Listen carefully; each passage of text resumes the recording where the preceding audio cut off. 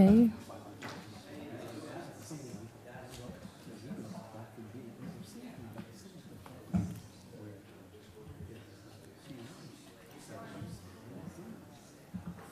Ready, Ms. Clerks? Ms. Acker, you ready? You ready? No? Okay, start. We'll call to order the City of Douglasville City Council Legislative Work Session for tonight, which is Thursday, July the 28th, 2022. We will have our invocation done by Pastor Eli Bird, Associate Pastor of Discipleship from the First Baptist Church of Douglasville, and after that, we'll have the Mayor Pro Tem Councilmember Terry Miller, lead us in the Pledge of Allegiance. Please stand for the invocation. Thank you all so much for allowing me to be here. If you don't mind, let's bow our heads and pray. Father, we do thank you for the opportunity to gather together in this place at this time. Lord, I do pray that you would give much unity. I pray that you would give much creativity in the work that needs to be done in this session. Father, I pray that there would be much unity and guidance from you, clarity for this community, that we would be one honestly, Father, that glorifies you. So I pray that you would touch the hearts of all that are in this room, speak through them, speak to them. And Father, may you be pleased with the work of our hands. We thank you for this opportunity. May you be pleased. We love you and thank you for Jesus. And it's in his name we all pray. Amen. To the flag of the United States of America, to the republic for which it stands, one nation, under God, indivisible, with liberty and justice for all.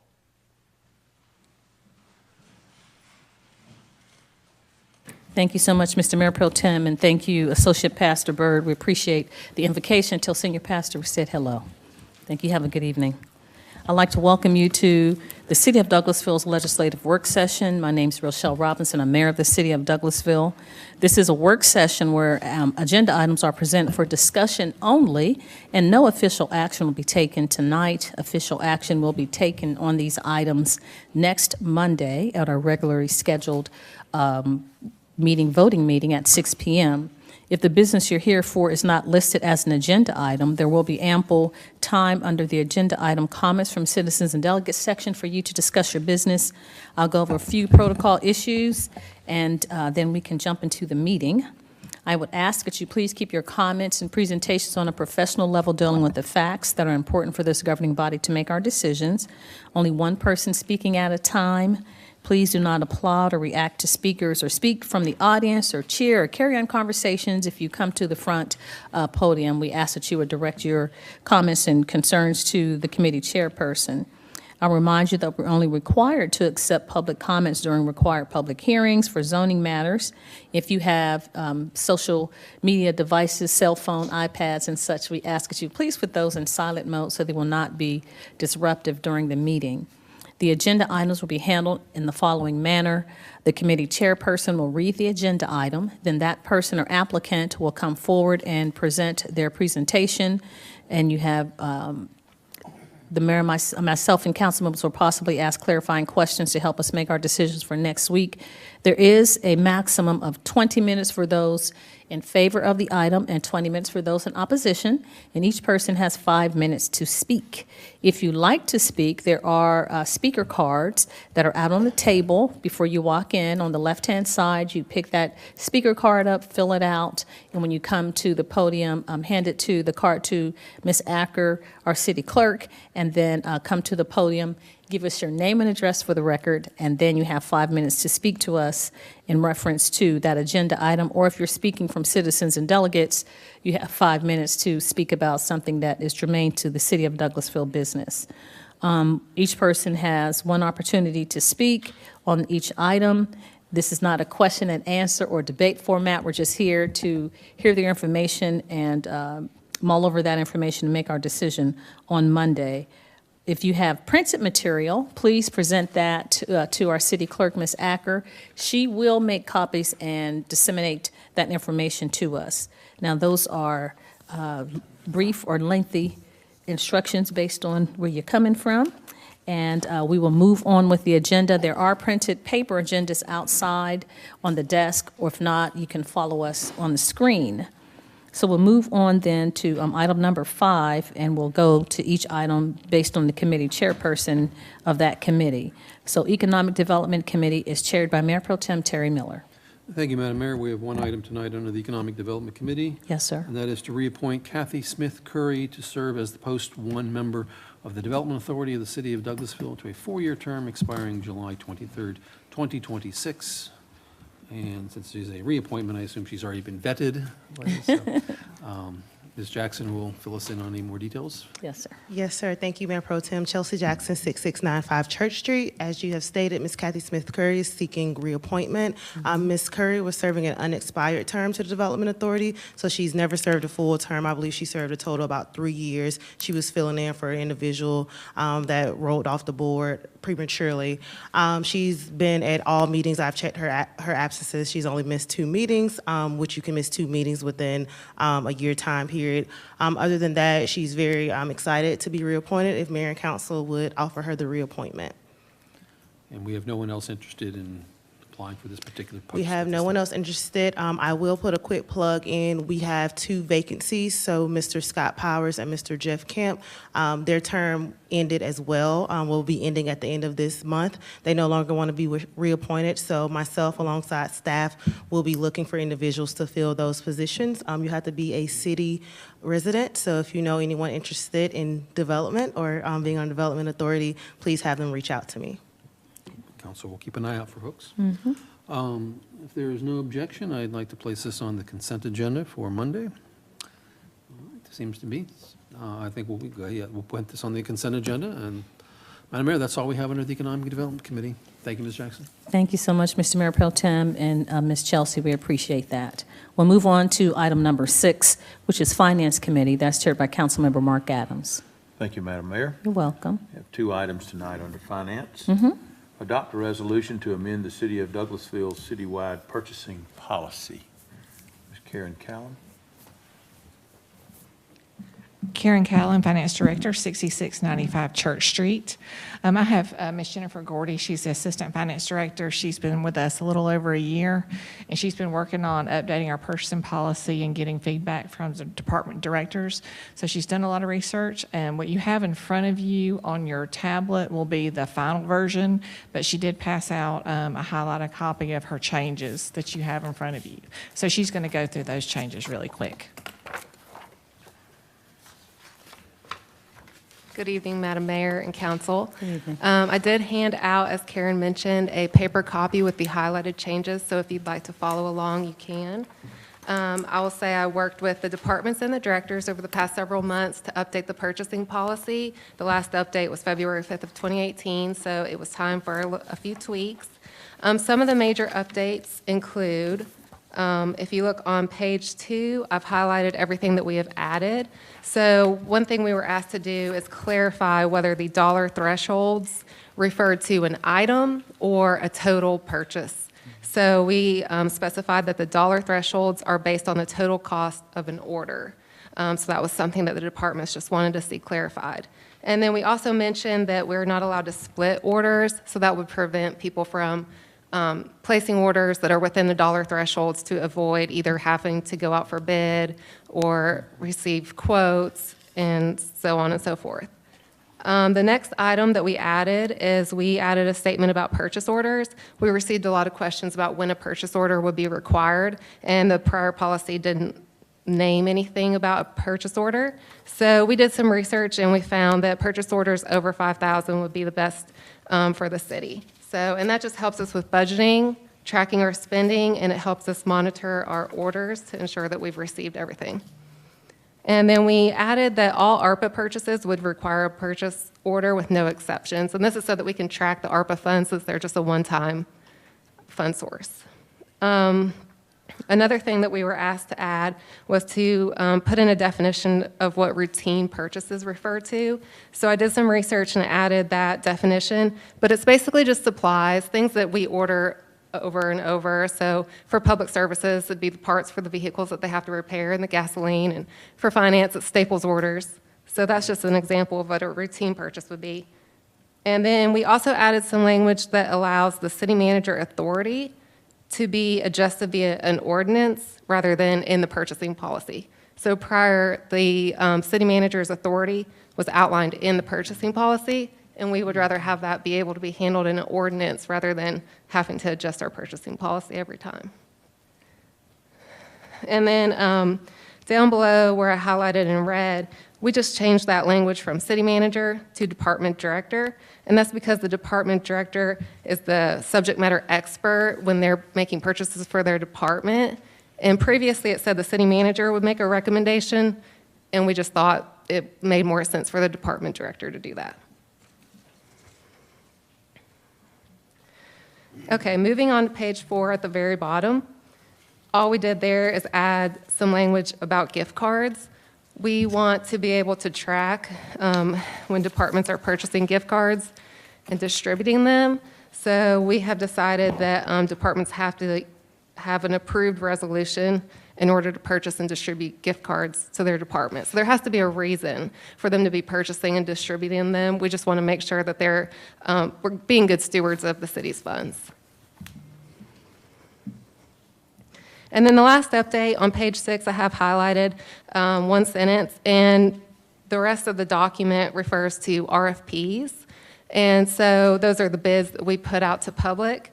And we have implemented an online bidding platform that we use for bids now, and this just keeps our bids secure. And it also allows us to reach many more vendors than just posting it on our website. And that's all the updates I have, if y'all have any questions. Anyone, question, comment? Yes, Madam Mayor, go ahead. I do. Thank you so much, Mr. Chairman. Thank you. We appreciate it. Thank you. Deputy Director, you did very well. Thank you. I did have a question on page 4 at the bottom where you talk about gift cards. Yes, We ma'am. did have a question raised during the beginning of the pandemic from the county, and we wanted to have a joint collaboration to do incentives for folks to receive their vaccinations or vaccine shots. And then the county was going to give out gift cards, and they wanted the city to match this. I don't know if this will happen again. Hopefully we won't have another, but it seemed like COVID is mutating itself so to different variances. So would this address that, or how could we, is that something we can make a determination? And specifically, I don't know if you all remember that instance, but if we wanted to have, since the city and the county overlap in certain areas, if the county were to give out, that was the issue there, saying, well, we will sponsor with you, but you need to purchase your own gift cards, but we didn't have a provision to do that. So. Yes, ma'am, and the city manager might also want to comment, but with our gift cards now, they can be done. It just has to be done through a resolution. Okay. Yep, so that is what our Makes purchasing sense. policy is updating, similar to like when we do our Christmas gift cards. You all adopt those each year through a resolution. So that's what we'll do. Okay. Ms. Callan, would you mind just explaining, just for clarity, about the clause that requires us to do that in order to be legal? Yeah, one thing that we have to do is cities can't just give away money. Right. We have to have something in return, and that's the gratuities clause. So I know there's a de minimis rule, and the attorneys can probably speak a little more to that, but we generally we cannot give away money unless we get getting something in return. So that's another reason why we have to have a resolution to show what we're getting in return. Well, they were receiving the vaccination from public health. Right. But the incentive was, you get a $50 gift card if you come and get vaccinated. So they were receiving a vaccine. Yeah. But I think what she's referring to, Madam Mayor, is she's referring to what is the city getting in exchange for giving away that money. The city was getting nothing. Their citizens were getting vaccinated. The city, in other words, we were the collector of taxes. We are using the citizens' money, and we need to show that we're using it in a responsible manner. So that resolution would set precedent that you could use the funds for that purpose. You're telling the citizens of the city whose money you have taken in taxes how you're using it. So- That's the reason that we have to have a resolution when we give out a gift card. Okay, I understand that. So is it a yes or no as far as the vaccines are concerned? If you all approve the resolution. Okay. Well, And I think we did something different for vaccines. We did actually a cash, but you all made the decision, you didn't want to do anything for citizens. So that would be something you all would do, would be outside of the purchasing policy. If you all wanted to provide a program for the citizens, that would be outside of this. But that would be at you all's discretion. Yeah, that's what I was trying to get to, because I know other cities all over the metro have done that, and the county did, explicitly, and asked us to join with them, but we couldn't do it. We did it for our employees, but we did not do it for the city. And I serve on the Cobb Douglas Public Health Board, so it's, it's part of a service that is provided to the community by having me as a board directors member. I know Councilmember Danley, Dr. Danley, want to say something.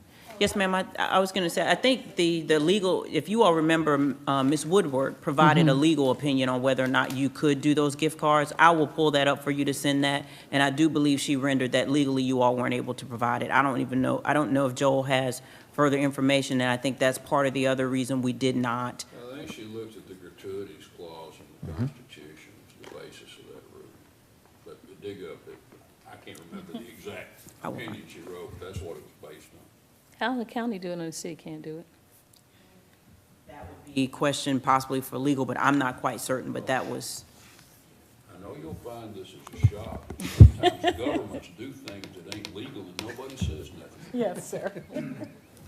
I'm just wondering in the future if we have something to incentivize whatever. I don't know, Dr. Burden, if you had anything. That was, I remember, yes, I'd like to see her opinion in writing and see, because I know that most of the time with the county, they get a different pot of money as it relates to social services, but we overlap, because we have individuals that live in the city that. Right. All of those housing developments are in the city, so okay. Okay. Thank you. Is that it? Thank you. Thank you.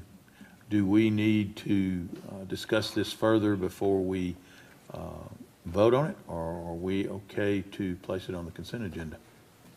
I think it's fine. On the Please consent do. agenda. Thank you. Item B, authorize the mayor to execute change order number 4 with Ra-Lin and Associates Incorporated for the Town Green Construction Project to facilitate the replacement of water piping, the installation of a fire line, and connection with the public water utility system as required by the Douglasville, Douglas County Water and Sewer Authority. Mr. Thompson, can you help us with this, please? Yes, sir. Marcus Thompson, City Engineer, 6701 Church Street. So the change order request before you this evening reflects issues regarding underground utility structures. I invited Steve Morrow with CPS. He'll be able to elaborate in more details for you all. So I'll pass it on to Steve. Sure, thank you. If you would just give us your name and address for the record for those folks that might be listening at home or watching, we would appreciate it. Madam Mayor, Council, thank you for having me. Steve Morrow, 2005 Goldenrod Road, Roswell, Georgia. Thank you. So I apologize for this being my first presentation to you all and having to ask for a sum of money, but in order to keep things on track, my goal is to try to keep these things moving and have an opportunity to present to you as often as I can so that we don't have any delays in the project and we deliver on time. So what I did is I put a short presentation together to try to just step through these, understand the background. There's some pictures there to give you an idea of what each one of them is. So I'm just going to step through, but the first one had to do with was the water connection, the main water connection that's supposed to come into the site and where it was supposed to be made, which is right there on Church Street at the fire hydrant right in front of the fire and EMS department. We don't have pictures, do we? I apologize, Mr. Morrow. I apologize, Madam Mayor. I'm looking now, and I don't see any part of that presentation. Oh. Well, what I see is just documentation of change order material. So how about now? We don't have You're any not of that seeing on our this screen. presentation So at all. if you all would like to go Come out, over. give us just a minute. Let's just Absolutely, relocate right please. there so we can see it, Not a okay? problem.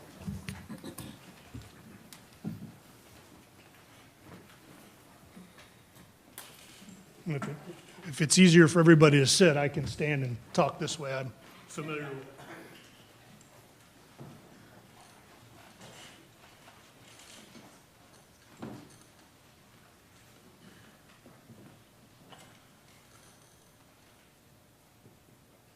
So there's more verbiage up here. I won't read it.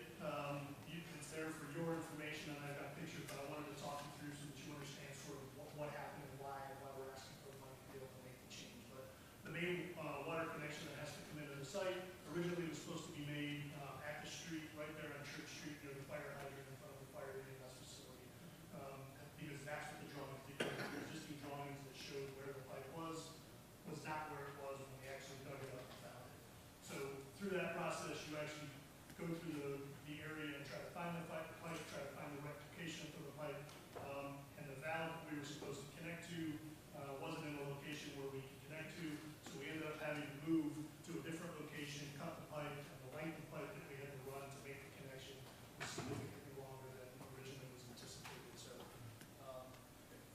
put pictures up there because to me, when you're looking at these things, there's a lot of verbiage about pipes and valves and stuff, and they don't make sense.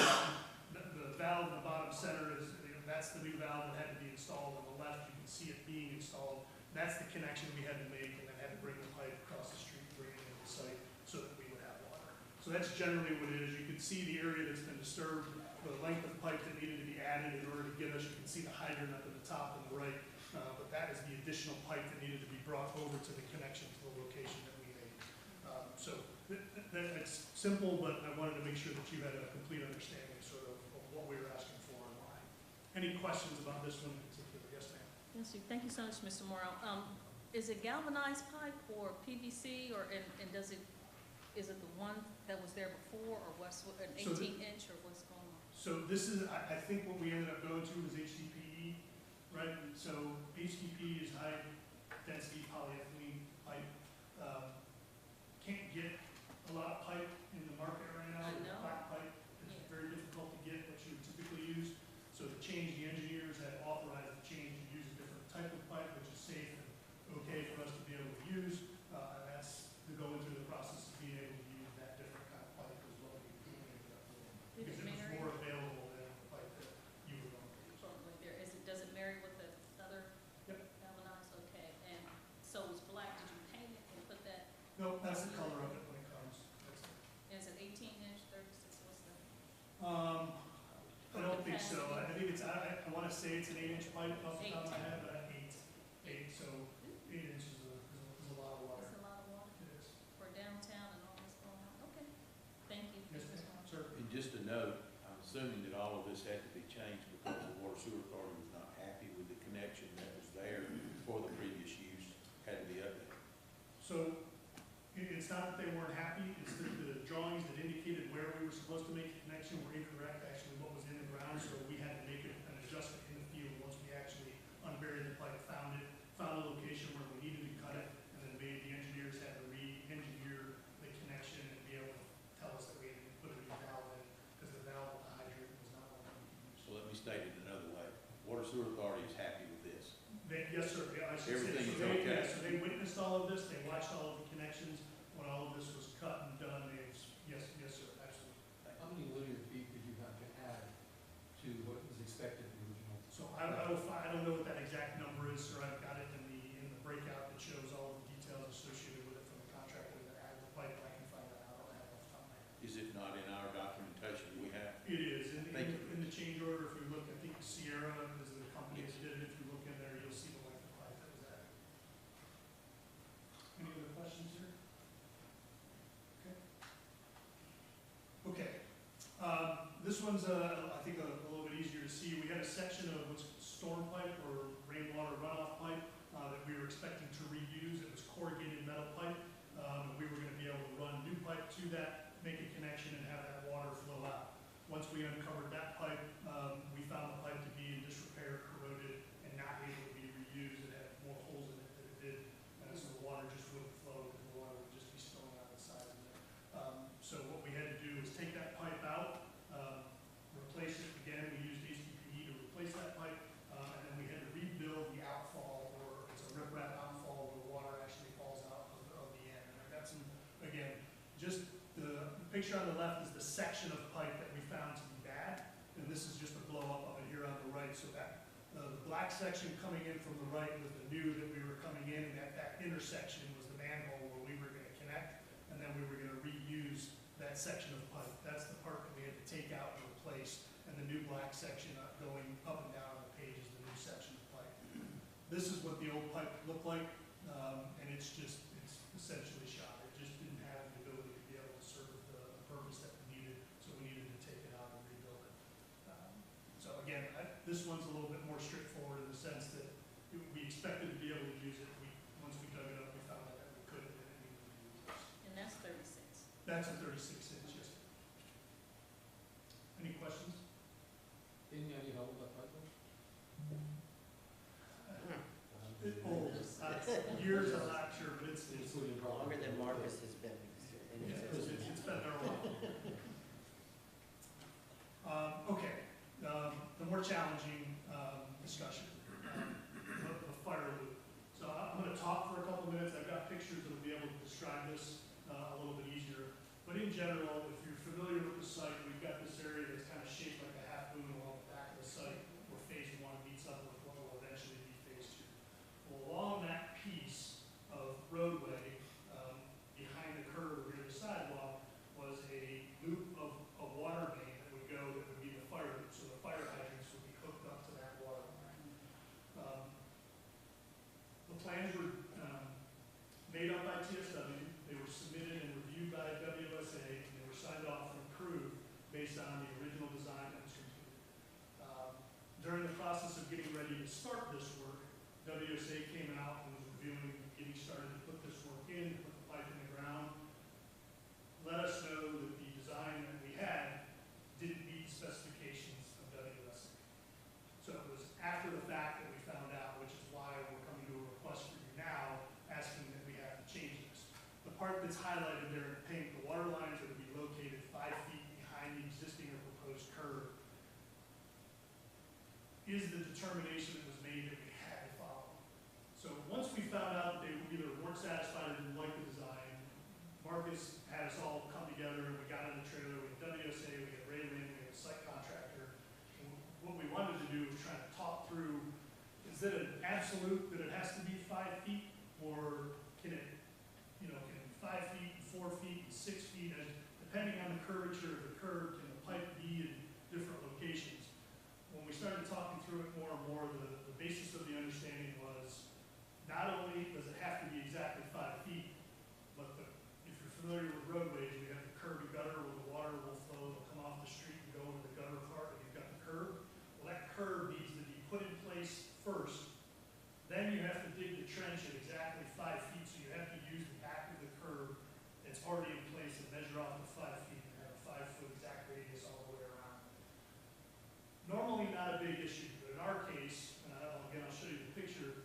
If you remember, you've been out there, when they graded the site, when you get to the back of that glass sidewalk, it immediately drops off about 8 feet where we had graded it to go into phase 2.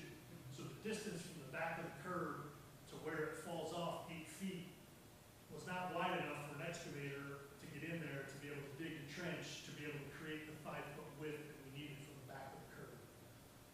All of that area had already been done, meaning the topsoil had already been placed on it, it had all been graded. We now have to go back, we have to rip off all the topsoil.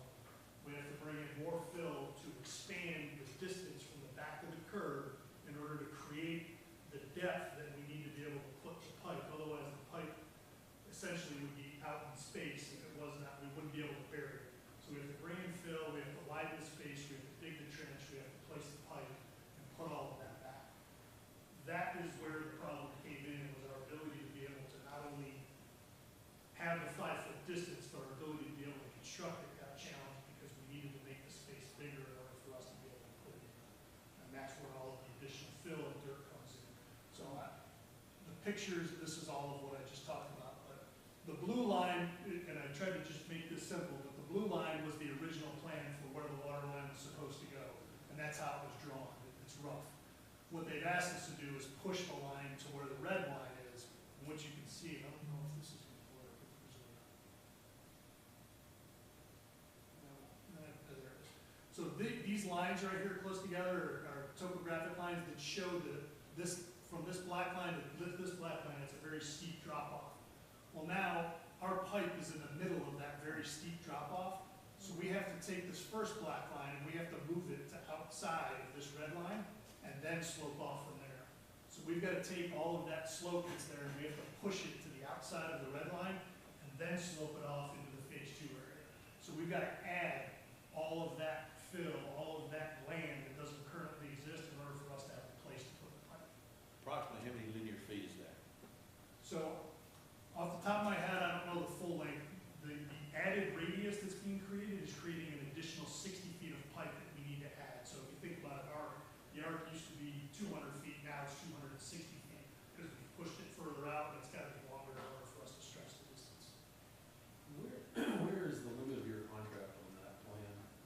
So LOD is usually what's called limits of disturbance, and that's the area where we're essentially not allowed to go outside of for the disturbance of the site. So we're gonna be right up against that, where we used to be, you know, a little bit of distance away, we're gonna be pushing out right up against the edge of that limits of disturbance. The finished elevation for the sidewalk itself is going to be where precisely? So the sidewalk is not going to move, and the curb and the gutter, none of that is gonna move. We just have to put it in place first, we have to build out all of this dirt, and then we have to dig the trench to drop the pipe. So what I'm trying to picture though is, you've got a sidewalk that's going to be located at, what I guess, 1190 or something like that, whatever that number is there. And that doesn't change. I understand what you're saying conceptually, what you have to do. What I'm trying to wrap my head around is, the land is dropping off 8 feet or something like that. That's where future development is going to go. Was that taken into account?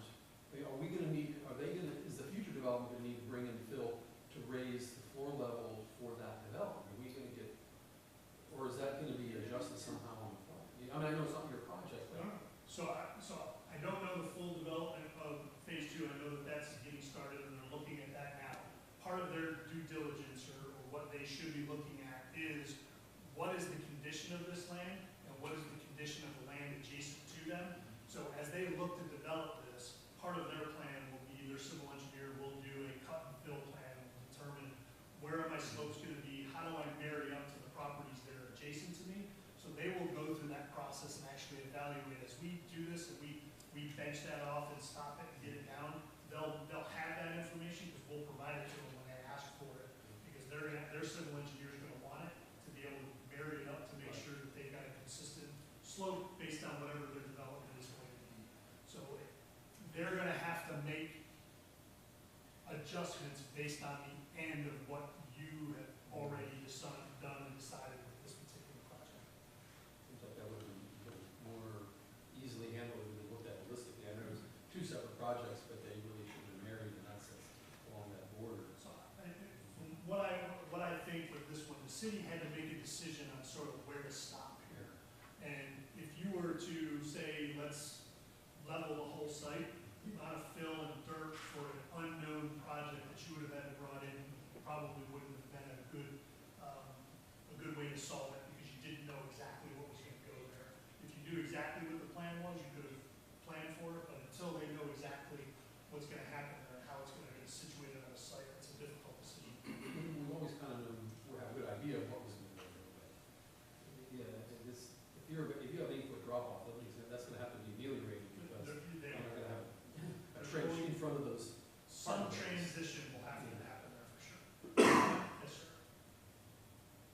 Mr. Mark, I don't know if the train has left the station on this one. It seems unreasonable to me. Mark, did you talk to Brian over at WSA? Well, I mean, I'm not saying for the first time, I'm saying WSA, I've been on the board for a long time. That seems unreasonable to me. If TSW presented the plans, weren't they already approved? Inside out, yes, sir. So why do we have an appeals process, city manager?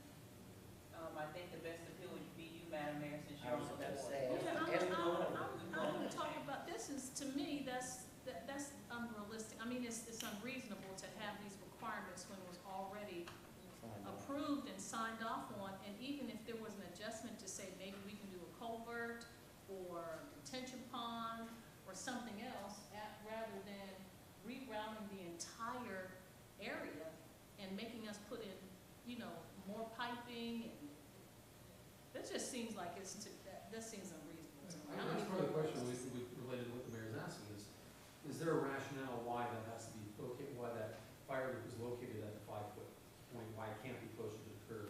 So from WSA's perspective, consistency of their utility systems and the management of them across their entire footprint, they put that specification in place so that they know that if there's a water loop or a fire main, that it's always, they know if there's a leak, 5 foot off the back curve or anything that was installed after this date when that was put in, they know that that's exactly where it is and be able to do it. It's not an engineering issue so much as it is a locational. System management, maintenance, those are typically one of those things that are in place, yes, sir. And we're, more than likely, the blue line was an estimate from 40 or 50 years ago when that water line loop was put in, and there was no exact location probably available. So I should expand, the blue line is new It doesn't exist. That's right, okay. The red line is the same thing, it's just the I'm new sorry. location on the I'm sorry. disturbance. That's okay. This is all new infrastructure to put in because of the development. A new loop needs to be put in with hydrants to make sure that it's available. Because right along, this is the roadway right here. So as the fire trucks come in, the hydrants will be right there available for them if there was some need for firefighting there. Now, if you're gonna try to appeal this, the argument you may wanna make is that there's ways you can mark that line visually, so that if there's any question about when utilities have to be dug up or something, it can be easily found, rather than, obviously, the WSA's rationale is that they don't want somebody out there digging and not knowing, like, what we hit on.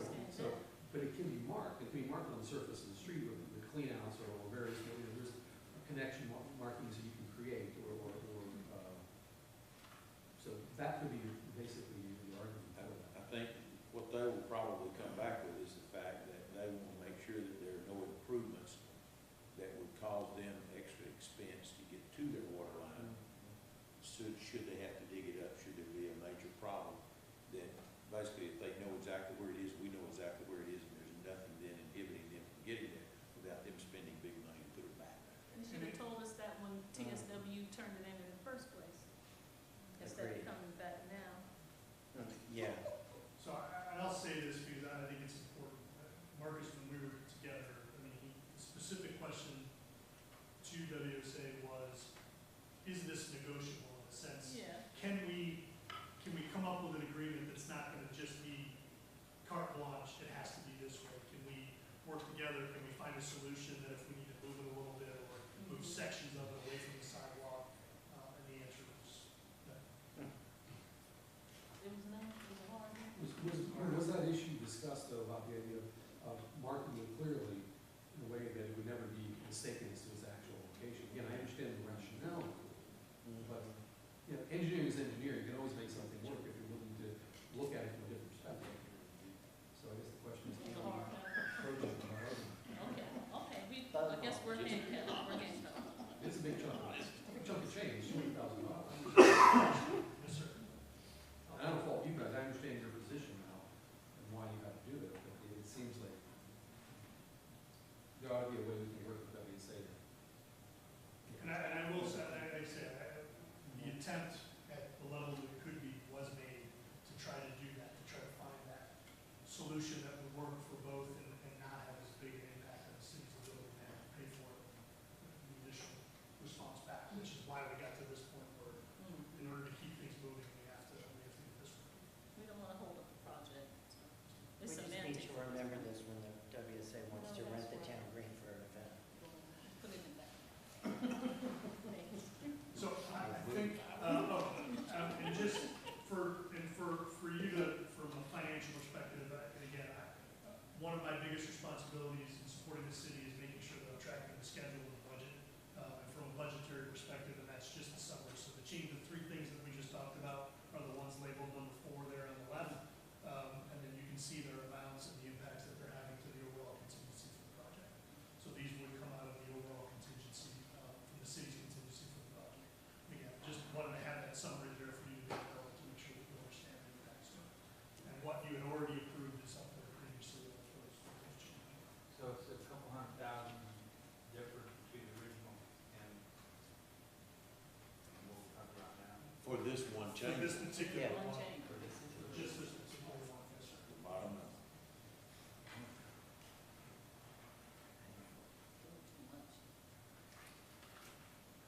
Maybe we should get on the agenda sometime and come and just give an update about the project. Maybe Yeah. make up for having Boost come. the I spirits a little apologize. bit. Yeah, I apologize. No, it's very. Any other questions? Well, we don't want to make light of the amount of money that is, but also we have, giving credit to our city manager and to the team, we also have contingency to cover these kinds of things, and I'm thankful for that. Exactly. These things inevitably will come up, and this is Oh, out of yes. our control, we have to do it. Especially on a site like this where We'll there's something redevelop. previous.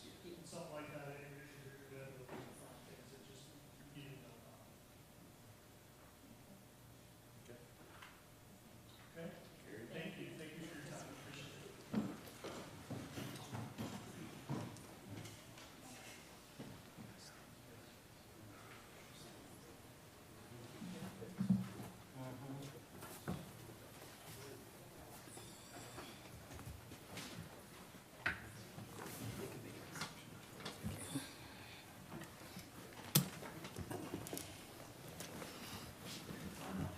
Having heard the presentation, are there any other comments or questions that council or Madam Mayor may have concerning this item?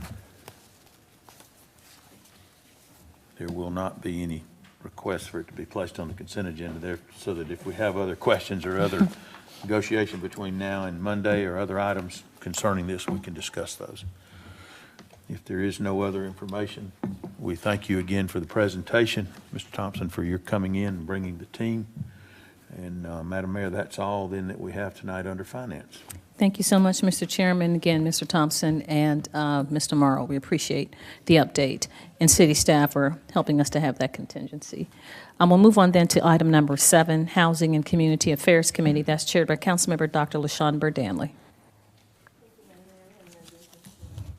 Thank you, ma'am. I'll ask the Mayor Pro Tem if you don't mind taking Legislative and Intergovernmental Committee. Yes, Madam Mayor, thank you. We have no business at this time under the Legislative and Intergovernmental Committee. Thank you, sir. Item number 9, Personnel and Organization Committee, chaired by Councilmember Chris Watts. Thank you, Madam Mayor. We have You're one welcome. item tonight. Adopt a resolution to authorize the City of Douglasville to utilize in part American Rescue Plan Act grant payments for the purpose of providing employee retention incentive payments to the city employees, and Ms. Hampton will handle this. Yes, sir. As you heard in your committee meetings from Ms. Karin Callan, that a portion of your American Rescue Plan Act funding will be used for the purposes of employee retention, which is allowable under the federal program. We will be using over the next 3 years approximately about 10% of that funding that she mentioned. This first allotment will be able to provide a retention program estimated at $468,000. We will model this program very similar to the way that we do our holiday bonus program for individuals who are at a certain mark within their employment who are currently with us will receive certain levels of payout, with the maximum being $2,000 and the minimum being a gift card for those who have just started with us. The purpose of the program is to reward employees who are longstanding employees who are with us throughout these tough times. As you all know, unfortunately, we tend to, it seems, lose employees each month. So we probably at this point have far more new employees than we do those who have long tenured status with the city. Hopefully, this will be something that helps to reward those who continue to stay on board with us and do the hard work and pick up the slack from several of the vacancies that we have. If you all approve this item, this program will kick off this summer, and we do have Dr. Westfield, who's here with the HR department, who can answer any specific questions about the administering of the funding. Thank you, Ms. Hampton. Any questions or comments from council? Madam Mayor? I do. Thank you so much, Mr. Chairman. Thank you, Madam City Manager and Dr. Westfield, as you come. I just had a brief question. I know we have, of course, we have employee shortfalls in all areas. Could this be used as an incentive from maybe Public Works or the police department, or it has to be for employees that are already here? It is a program, it is funding for all city employees, so everyone would be eligible for this. As far as specific to, because it is for current employees who are currently employed, as far as recruitment, we're looking at some other things. I know some of the departments have talked about sign-on bonuses and a variety of items. Mr. Roberts is here to talk specifics, but what I will say is the sign-on bonuses, I don't think work as well as the retention. The reason is because everyone does sign-on bonuses, and it's very hard to keep track of. And once they receive the sign-on bonus in their period, they typically tend to leave. But Dr. Westfield probably has some better information on that. Yeah, so first of all, good evening. Dr. Westfield, 6695 Church Street. As we looked at the demographics for the individuals who are eligible, so there would be roughly about 237 full-time employees and about 31 part-time employees. So it does extend across both the full-time and part-time spectrum. Like the city manager alluded to, there are a couple of individuals who just arrived, so they would be eligible for the gift card. Okay. As far as department specific, that covers everybody, every department, including the PD, except those individuals who just arrived. Okay. So the recruitment portion we could not use for this, but you're thinking of other avenues to maybe try to get folks, and maybe even a temporary, I'm not, like contractors or something with Public Works to help with pickup, sanitation. I'm not certain. I was going to add, Dr. Wilson, one thing about this program, if you all pass this resolution, it's for 3 years. Okay. So if an individual were to join us, they would be eligible for something, and then they would be eligible for the increments if they stayed on with us for until next year. Okay. So for instance, the individual getting a gift card next year, they would be eligible for a higher tier, so on and so forth. If they stayed Yes, ma'am. for the 3-year term of the, Yes, ma'am. ARPA, okay, thank you. Dr. Westfield, the full-time employees that would receive a certain amount incentive, is it a one-time check or payment, or is it spread out over the course of several pay periods? How's that distributed? Once a year, what we're looking at, if this is approved, payment sometime in September. And then, of course, we would examine the population for the next year, possibly around the same time frame. Okay, thank you. Any other questions, Madam Mayor? That brought me to another question. This happened with my husband over at Pepsi. If you receive an incentive, are you taxed on it, or is it a for real gift? Or are you, because you may have a gift, but then your gift is giving back to, so. It is part of your wages, but Okay. when we do a bonus, we true up the bonus based on your wages. So if you receive $1,000, you're going to receive a $1,000 check, so those taxes will already have been taken out. Now, Okay. when we do our sick leave buyback program, it's a little bit different. So it's very much like your earnings, your paycheck, but it is part of your wages. Okay, thank you. Any other questions or comments, council? If it would be all right with council, I'd like to place this on the consent agenda for Monday. Thank you, Madam Mayor. That's all we had tonight under Personnel and Organization. Thank you, Dr. Westfield. Thank you, sir. Thank you. Thank you. Thank you, Mr. Chairman and Dr. Westfield and City Manager. We appreciate the update. We'll move on then to item number 10, which is Planning and Development Committee. That's chaired by Councilmember Mark Adams. Thank you, Madam Mayor. We have two items tonight under Planning and Development. Yes, sir. Item A is to authorize the mayor to execute the underground easement between the City of Douglasville and Georgia Power Company, which will facilitate and govern the installation of underground electric utility service lines for the Town Green facility. Mr. Thompson? Marcus Thompson, City Engineer, 6701 Church Street. All right, so the easement before you this evening grants the Georgia Power Company access to install, maintain, and renew the underground facilities in support of 2 proposed transformers for the Town Green Amphitheater site. I have attached Exhibit A. It shows you guys the locations of those proposed transformers, as well as the distribution lines that they will be installing for these 2 facilities. Thank you, Are there Mr. any Thompson. Additional questions? Questions, comments, anyone? You can see the red dotted lines there. I'm assuming would be the underground power, and then you see the 2 proposed square transformer One is boxes. located right on Church Street, and the other is on Club Drive. Club Drive, yes. Questions, comments?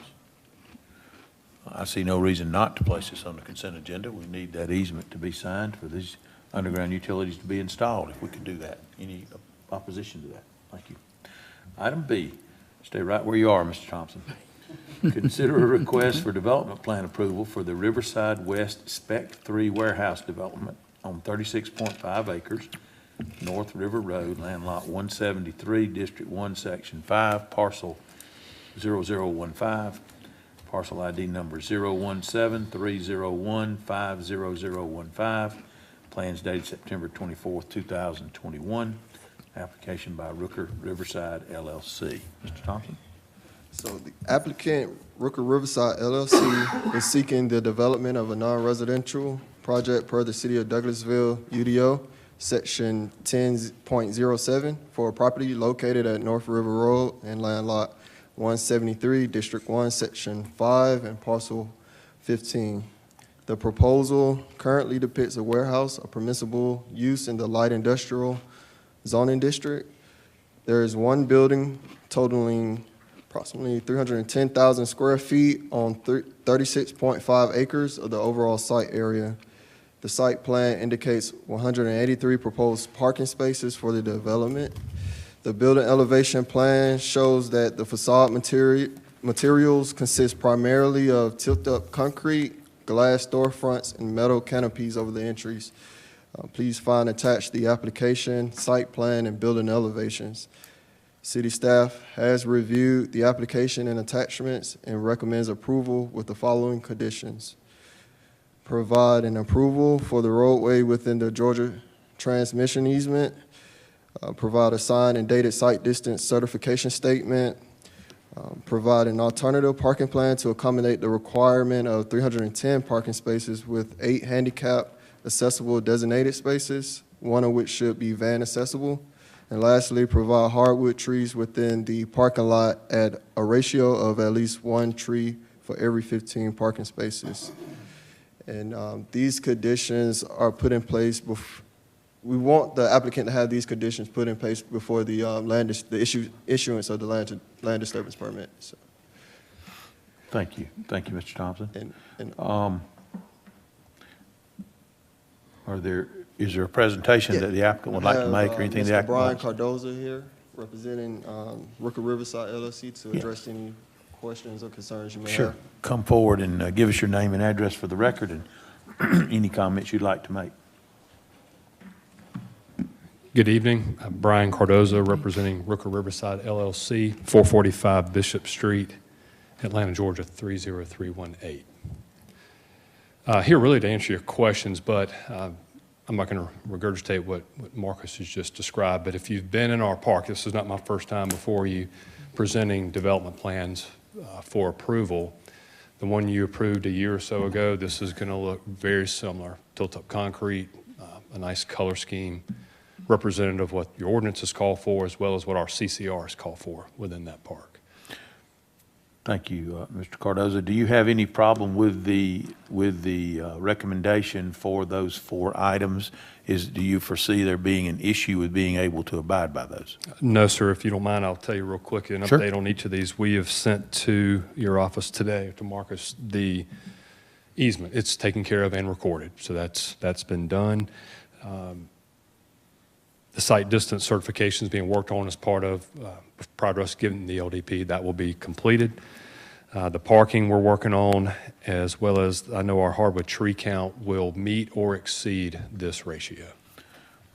Just a question, going from the 183 proposed parking spaces to 310, when you look at the site plan, and I'm just curious, you look at the site plan, it looks to be somewhat of a challenge as far as topo and also entrance into the building site. So you would just have to expand your pad, I would assume, the buildable area in order to expand the parking spaces. Is that correct? Yes, so what we'll work on is this concept plan I gave you is clean. As you've seen on some plans, it can get very busy. So what this plan does not show between the right side parking and that detention pond that you see, that will actually be graded for a future parking pad. Okay. We So feel like you we can accommodate do have room to do that. We believe so. That's working. If not, we will look at another method like we've done in our other 2 buildings to get relief that you all were able to approve. I'm just curious, and this would be a question really for Mr. Thompson. If you look at the page number 7, this is just for my education, you've got North River Road there that dead ends probably within 150 feet in a cul-de-sac after the entrance of this driveway. Site distance requirements?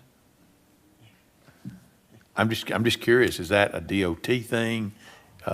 It just seems to me to be irrelevant for this particular application. I'm just curious. I don't know. It's just protocols, DOT. Protocol. Okay. Okay, that's fine. I'm just curious. I appreciate you pointing it out. Questions, comments, council, Madam Mayor? Yes, Mr. Estes, go ahead. Quickly, Mr. Cardoza, I know from prior visits here, you've come before with a couple of these spec projects on this parcel. Do you have an interested party? We do. At this point? Okay. We do. Is there any information you can give about what type of entity that might be? It will not have trucks. It's a non-warehouse user. No trucks. Non-warehouse user. How did you know that's where I was going? Like you mentioned, I've been here before. But no, right now, I mean, it's not a done deal. We are negotiating Right. with a data center user. Okay, and then just to reiterate that, I mean, obviously, this use is permitted under the existing zoning, which is, we went through Correct. quite some time ago. But just to confirm again that you're fine with these conditions that staff has recommended. Yeah, we have no issues with these. Okay, all right, thank you. Others? I have a quick question for Yes, go ahead, Mr. for our Mayor Pro colleague, Tem. Mr. Estes. And I know, again, I know it's not required, but has there been an attempt to reach out to the neighborhood, or has there been a community meeting or presentation?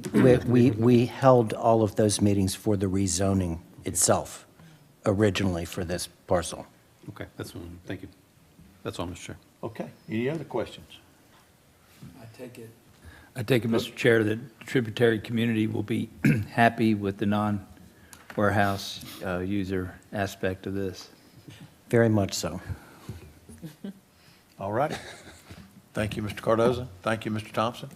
We will then take this under advisement and take a vote on it on Monday. Thank you all.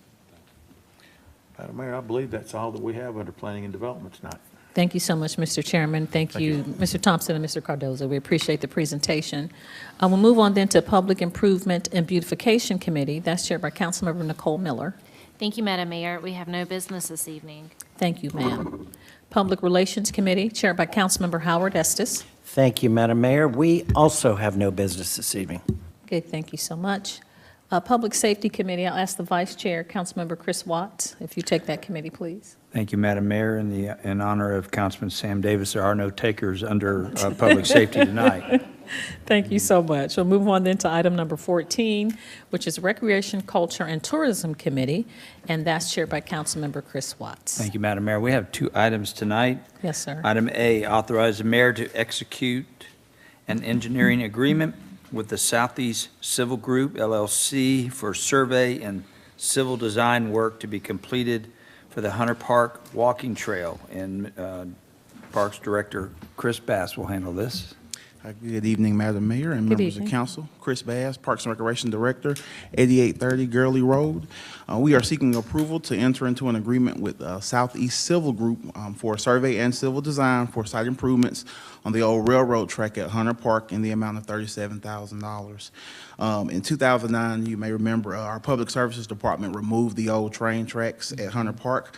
In that same year, we attempted to recreate that trail through a natural surface, but we ran into some roadblocks with WSA in terms of disturbing the water areas with the stream that goes through there. So myself and Mr. Roberts did walk that area, and we feel that it's best to just lean on the engineers to have a design created and then put this out for bid to have it done professionally rather than using in-house resources. So this is the first phase of this project. The scope of work will consist of completing a field run survey, the site plans, including in the trails and any layouts, and layouts required to, in reference to the pedestrian guardrails that may be needed. Grading and storm drainage plan, which is what I mentioned before, where the roadblock we ran into in 2019. The erosion, sedimentation, and pollution control plan, construction details. This firm will also prepare engineer probability of cost, prepare bid documents, host pre-bid meeting, and additionally, this contract was reviewed by our city engineer, Mr. Marcus Thompson, and he recommended adding construction administration services along with this agreement, and those are outlined in that in this agreement as well. So. I'll be happy to answer any questions that you may have. Thank you. Thank you, Mr. Bass. As we learned a couple items ago, when the WSA says no, it's hard to go back against that. But it sounds like with using this firm that we're going to be able to work this out, and that'll be great, addition to the park, an additional trail. Any questions or comments? Madam Mayor, and then Mayor Pro Tem. Thank you so much, Mr. Chairman. Thank you, Mr. Bass, for the report. It's exciting. I didn't have a question, just a comment, in that I think this will be a great addition, as the chairman has said, to Hunter Park. I walk in the park, and it'll help me not to keep going around the circle and fighting the ducks, so the geese. So this is nice. It'll give you something else to look at, more nature-wide. So it's exciting. Thank you. Madam Mayor. Mayor Pro Tem. Thank you, Mr. Chair. Mr. Bass, so the trail is going to pretty much follow where the old train tracks? Yes, sir, went. correct. There's no plans on taking it farther into the park or looping it beyond that original No, sir, scope? not at this time. And I didn't mention, we're looking at going with a natural surface throughout the park. Is there any way this, and I know it's displaced, but is there any way this can eventually be connected to the larger trail system that we're planning on citywide?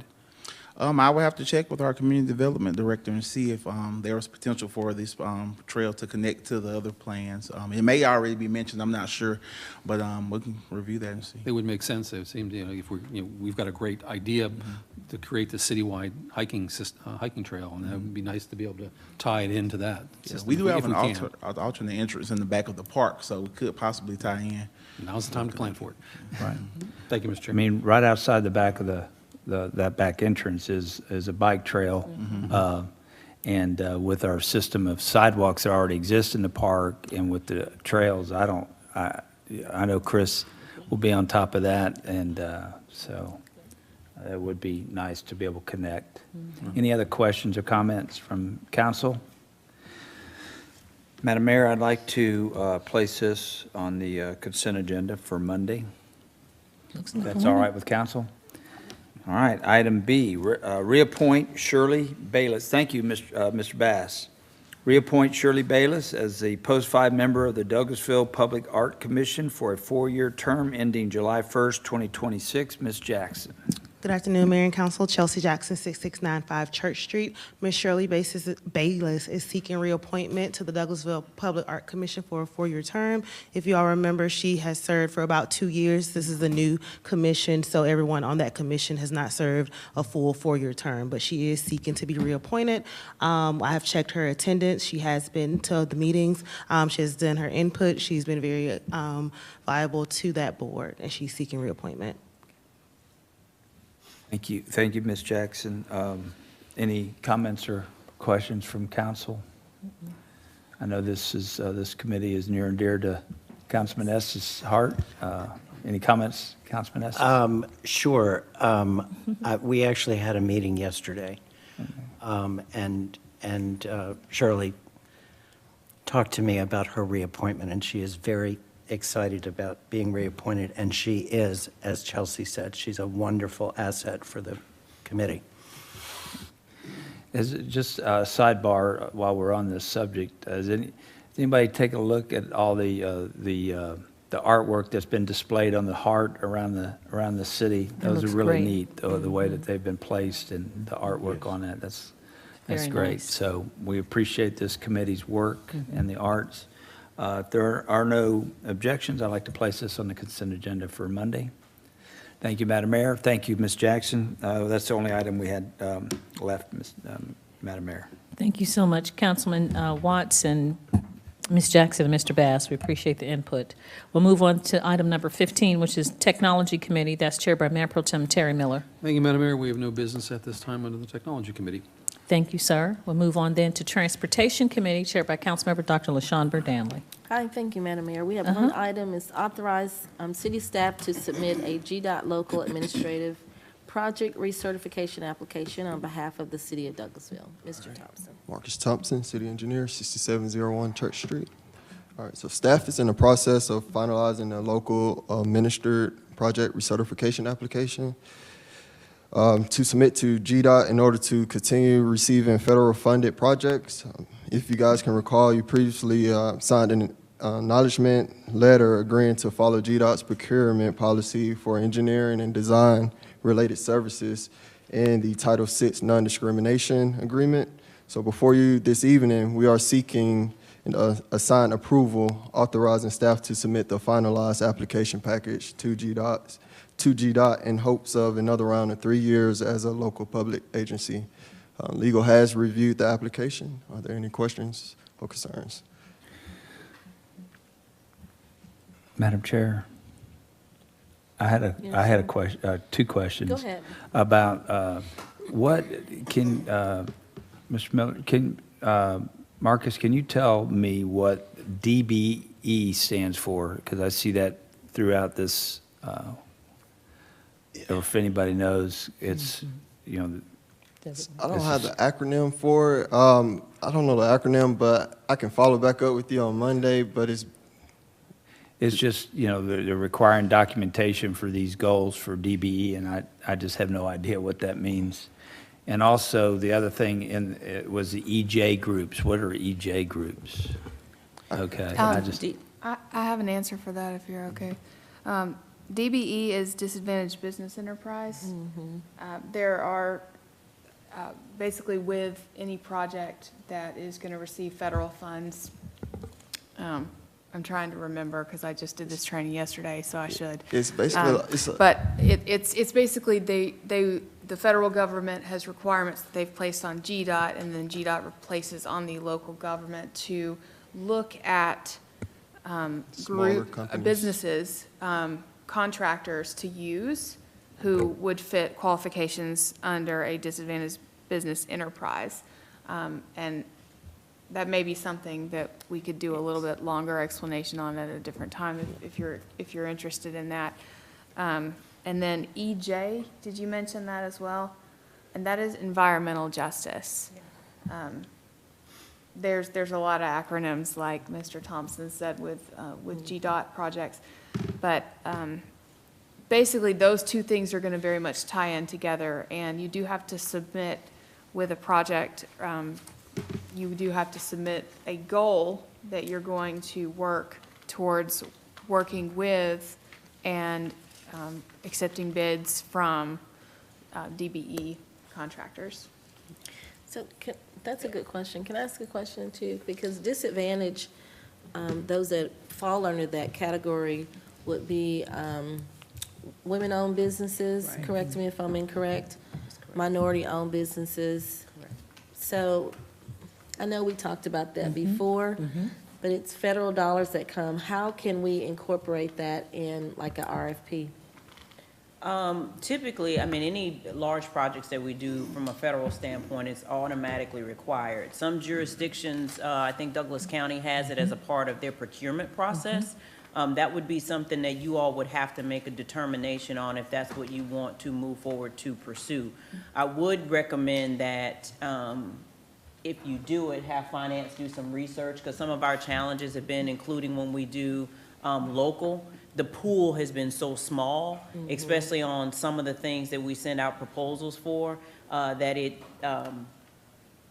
doesn't provide for sometimes us getting the most qualified bidder because we are pinched in that category. But federal, we typically don't have an issue with it because most of the companies that we work with, the projects are so large, they have to meet that anyway. But if you all wanted to incorporate that as a policy, you would just, I mean, we have the purchasing policy right now. We would just implement it as part of the purchasing policy.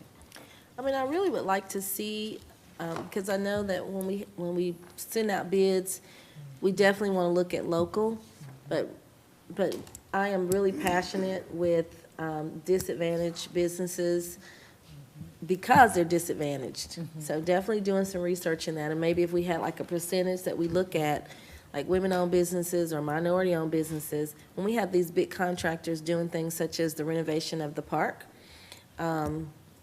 or we have the town green going on, I don't see a full flux of how, and I understand what you're saying, the category of making sure we have people that are qualified, but how do we get them to that point if we don't ever, you know what I mean? Opportunity. Yeah. If you all want us to put some language in there, I mean, even if it means recommending, we can do that. We can have that for Monday. I know with the EJ and disadvantaged businesses, those are embedded in and basically federal law. Right. But we can try to recommend something if you all want us to do some research on that. I would like to see research, if it's okay with the mayor and council. And also, like, when we do hire the larger contractors, and I know they can subcontract out, but how do they subcontract out? It's just pick, you know, once they get the contract, they can pick and choose. But I really would like to see that, yes, we do local for the larger company, but the larger company, when they subcontract, that they also look at local. Does that make sense?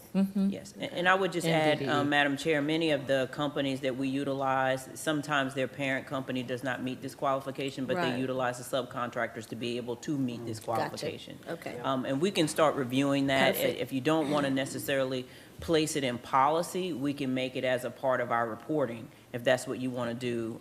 Just a requirement for us when we start reporting, that we report to you what those individual companies have as it relates to these areas. I think that's very important for Okay, us to we can do move that. forward in regards to a very diverse opportunity for all. Yeah, we I can start agree. doing that. Yes, ma'am. Yes, ma'am. Thank you. Any other questions? I just would like to say, I'd like to see a little bit more information, because I've never heard these terms Right. before in this context, you know, disadvantaged business enterprise, and, you know, comparing that to a business that's not considered that, and just, you know, just for my own information as I'm looking at this, you know, I mean, the people that are listening to this, they may know what that means, they may not, but, and environmental justice, leave it to the federal government to Yeah. come up with that one, but. We can send you some information on that, Councilman Watts, on Yes, both ma'am. the federal legislation and what those entail. Yeah, environmental justice, we went through a lot of Yeah. that when we did Highway 92. And, you know, if you have not been in a position of being a disadvantaged business, a lot of times you would not know. But also disadvantaged business encompasses not just skin color or gender, it's a lot of different other entities. So I think it really is good to just kind of know what is involved in, what it entails. I agree with you, Madam Chair, and I think it'll be good to have the report submitted to us, because I have been asked that question before, and it is kind of hidden. If you don't know, you would not know. And so when we're asked, we're told to some of the people that want to bid that it has to be a federal project. And there is a provision here, so we need to adhere to that, just like we were talking about code compliance, and really go by the standards that are presented so that we can implement and open it up for other folks to bid, like all-female business or minority businesses, not just Black, but Hispanic, or, you know, any other. Veteran-owned Veterans. businesses would be Yeah, there are part of the several different, disadvantage. there are different Right. categories, and so it would be good for us to see Right. that. Thank you. Any other questions or comments? So we'll not ask for this to be put on. So did that answer your questions? I'd like for this to be put on the consent agenda, but did it answer your question? Do we have anything else? Because you're going to get information to, I will present information on the legislation if you need that The to move language. forward. The question I have for you, Mr. Thompson, without voting on this, is this going to hold up anything that we have regarding GDOT-related projects? No, but there's a deadline for us to submit the. Okay. Just note that, you know, if you all are not willing to support this, this would block any GDOT projects or funding that we would receive, because it is a requirement as part of It is a receiving GDOT funding. right, most definitely I support it, but I support it with additional substance. Right, Right. Yes, we Coming- will, Moving forward, yes. the caveat of yes. categories for DBE, letting people know it's a federal project, and that DBE and they can bid on the project. Yeah, and this one just relates to GDOT. So Yes, this ma'am, is, just yes, GDOT. this is our recertification to allow us to receive GDOT funding, but we will also do the other component as far as procurement. But if you all are not comfortable, we will provide the legislation, but just know if the motion does not pass, Yeah, it I am holds up our comfortable funding. enough to put this on the consent agenda. Yeah, we're going to move forward. We don't want to stop the money flowing Yes. in All right. projects, but we just want to have more information for the future so that we can answer, because sincerely, that has been a constant concern, is that we do not have provisions in the city of Douglasville for DBE. and the county does, they do make that provision and make it very clear that that's a provision for people to apply. Okay. Any other questions? All right, thank you, Mr. Thompson. Thank you, Madam Mayor. No other items under transportation. Thank you so much, Madam Chair. We Yes, will ma'am. move on then to other business. Is there any other business to come before council tonight in this legislative work session from council members? I wanted to give kudos to the communications department and team for Wednesday wind down. I did see Councilman Estes there last night, and Madam Chair and I went, and the entertainment was great. The team that was there, I think they're called, I can't remember, Main Event, and they were great. And just the organization and how everything flowed, I thought it was very nice. The community seemed really excited. So thank you to Mr. Post and the team. And Mr. Thompson, did he leave? You've been the most popular staff person tonight. I did have another question for you about, and last time you and I had spoken, the sign, the entrance coming into I-20, and you said that the permits were done and it was in fabrication. Is there a status of, or a time frame, or can I call someone to see what's going on? They will begin pouring concrete Monday. I'm not sure if you've been out there to see them, the solid engineering.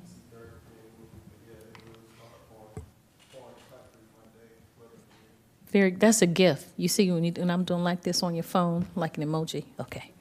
I'm excited. I'm excited. Mm-hmm. Yay. Thank you. Thank you. Any other comments from council members? Thank you, Nancy, and thank you, Mr. Thompson. We'll move on then to updates from our city staff, our city attorney, Mr. Joel Dotson. Thank you, Madam Mayor. There is one matter I need to bring to the council's attention. At the last session of the General Assembly, the legislature dramatically revised the statutes relating to the annexation of property. I will provide y'all with a memorandum and a copy of that act. But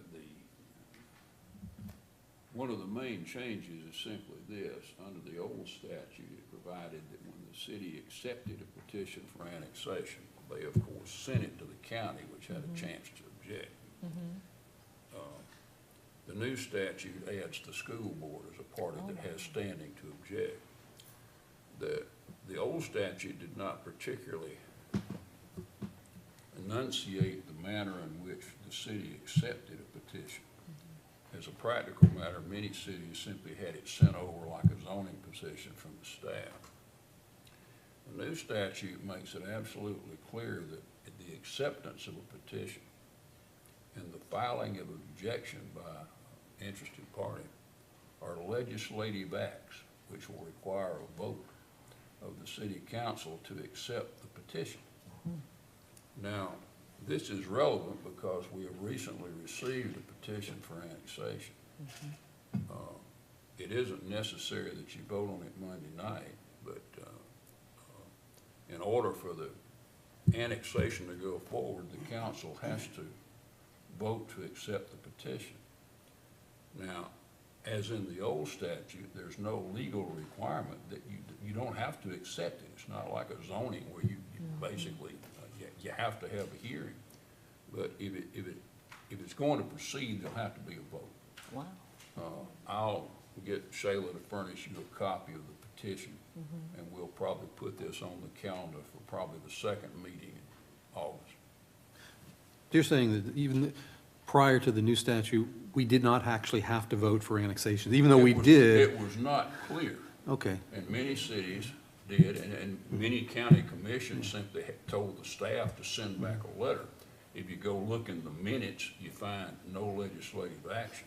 Under this statute, I think it's absolutely, there's no question it's a legislative act that the staff simply can't, and shouldn't have to assume the burden of doing that, so. And once the staff or once the city council votes and we send it over and the county may approve or agree with the annexation, the school board can say no? They can, yes, either one of them can make an objection. Oh, wow. One of the biggest difference in this is the time frame is stretched out. You've got 30 days after you accept it to send it to the county. They then have, and the school board, they got 45 days. The biggest change is in the past, if the city had a right to annex it, despite the objection, but could not rezone the property for a period of time after you had to take it in at the zoning the county had, and you couldn't rezone it for a year. Now, this statute establishes the Department of Community Affairs is a player. If an objection's made, they're going to have a pool of arbitrators, and you will select a panel, the cost of which will be paid for by the city and the objecting parties.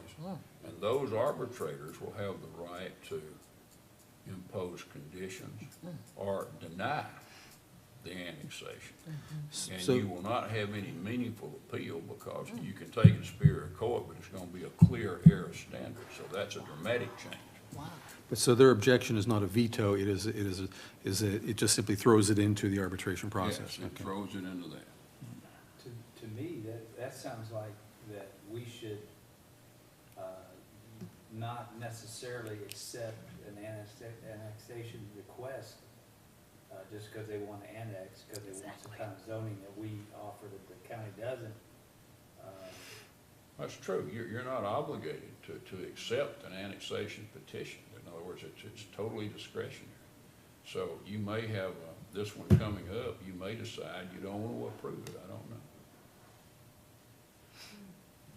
Interesting. They don't address de-annexation, though, do they? Okay.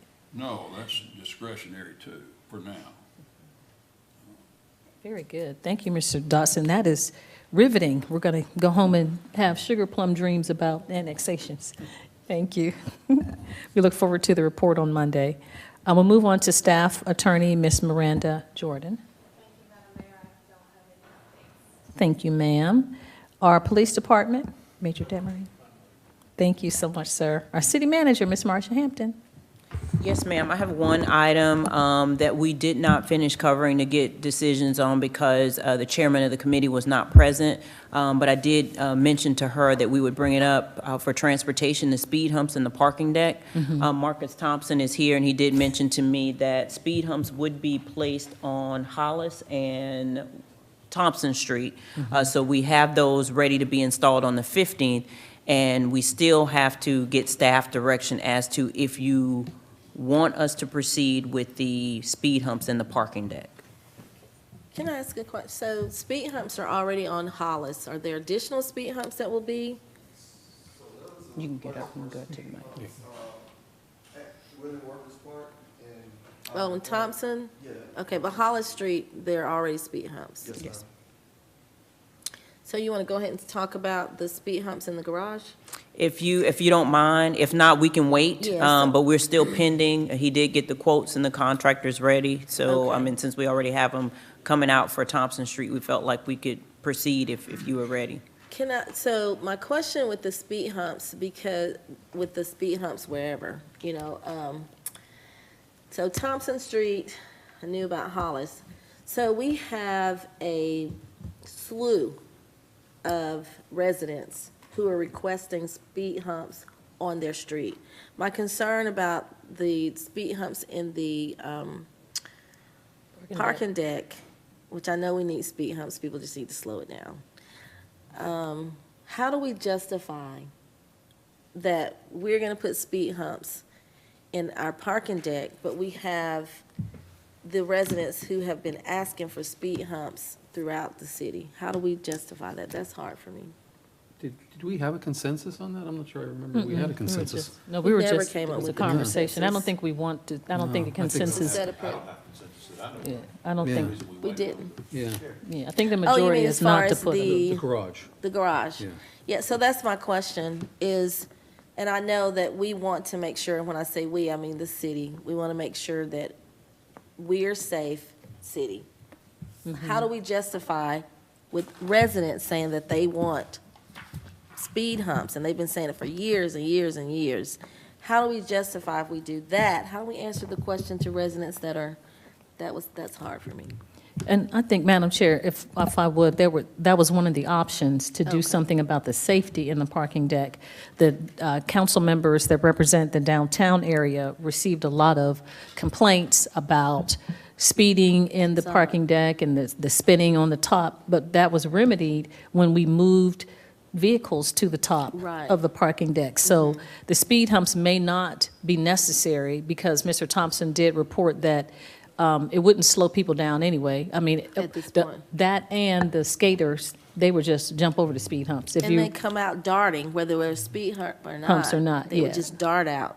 So the speed So- hump wouldn't stop that either. yeah, it was just a concession or you. something as an option to help with safety, but I Yes, don't think ma'am. it's necessary. And I don't think the consensus of the council is to have speed humps. The majority of the council is not. We didn't vote on it, but I don't believe that that is the sentiment of the council, to put speed humps in the parking deck. And I But would- people can speak for themselves. And I just make a comment, and Madam Chair is correct, that we have had a lot of requests for speed humps in some of our subdivisions and things like that, and they're expensive, to put them in, and I question whether or not we can go along with everybody's requests cost effectively. And also, to be honest with you, and I'll just use my own subdivision, most of the speeders in my subdivision live there. So, I mean, because my subdivision has one way in and one way out, and there are other subdivisions but there are some subdivisions that have cut-throughs and things like that. But to your point, I would like to look at every single request individually and make a decision. But as far as the parking deck, I'm not exactly in favor of that anyway. So just me. Yeah. I don't think anybody's in favor of that. Okay, so we'll move forward from the thank you for the research, if you did it, sorry. But it's good to know, and thank you, Madam Mayor, for bringing that up. And I would like to, we do have to look at what options, what are the steps that we're gonna take when we have residents that are requesting speed humps? How do we communicate with the police department and be consistent? I know Adair Street is a cut-through street, and so is Hollis Street. So we need some really concrete steps on how do we move forward, communicating with the police department, because I know they put the little thing out there and then goes away and nobody really follows up, then you got the residents calling us again, so. Yeah, I think we had a stipulation, or we had a criteria, because Charlton Cross and Grace Lake, there were some issues in that subdivision as well, and even Chapel Hill being a cut-through. So did we have some information, City Manager? We do, and I know our engineering department is going to bring some recommendations on how we evaluate situations such as that. I mean, Thompson Street is an example. Once we did Willing Workers, we had increased volume of traffic, and there was concern about the curve. So we will bring that forward to you so you can see the recommendations on how we will start to evaluate those. Perfect. Yeah.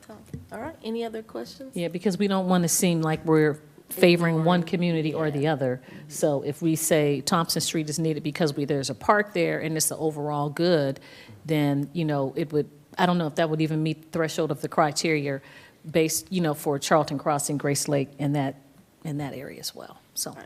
Okay, thank you, Madam Mayor, thank you, Ms. Hampton. Thank you. Thank you, Madam Mayor. That's all I had. That's all you had. Thank you so much. Thank you, Mr. Thompson. Now is the opportunity, if you sustain the meeting and you'd like to speak to us, comments from citizens and delegates, please come forward, and you have 5 minutes to talk to us about any business that's germane to the City of Douglasville. You can come to the podium and give us your name and address for the record. No takers. All right. We're down to executive session. I will open the floor for a motion to adjourn into executive session to discuss the personnel matter after a brief recess. Open the floor. Thank you, Councilman Adams. There's a motion. Is there a second, please? Second. Thank you, Councilman Estes. It's been properly moved in second to adjourn into executive session to discuss a personnel matter after a brief recess. We are adjourned into executive session. All in favor? Thank you. Aye. All opposed? The ayes have it. I'm moving fast. Thank you, Mr. Mayor Pro Tem. We are adjourned to executive session for a personnel matter after a short recess.